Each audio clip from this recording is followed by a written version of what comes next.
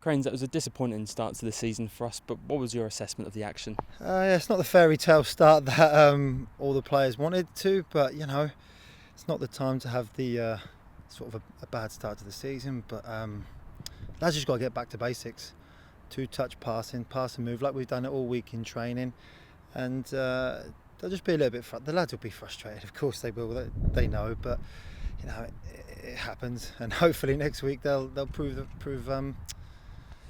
themselves.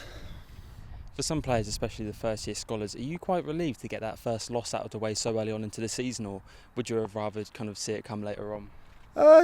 Like I said to you before, win or lose and doesn't really bother me. It's more the performances, and I think the performance wasn't there today. Wasn't quite right. A few little things.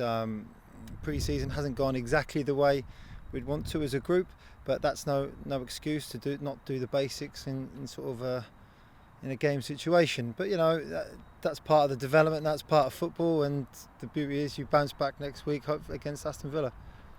As you mentioned, it wasn't the best performance from us in the world, but individually there were some standout players. Were you impressed with the first year scholars, especially people like Osman Foyo and Finley Welch in the first half? Yeah, I thought Usman had a positive impact into the game. I mean, he's a big lad. He's got a good presence about him, and he needs to impose himself on games, and a couple of times like he did today. Finley Welsh, started off nice and bright, connected us a little bit, but then just took a little whack.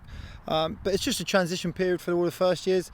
They've got to get used to sort of full-time football, how football plays at the next sort of level, because when you sort of play 15s, 16s, it's very different and more physically demanding, more tactically demanding, more technically demanding, the sort of higher levels you go. So that was a nice little introduction for them, and they'll realise, maybe it's not as easy as I thought it was.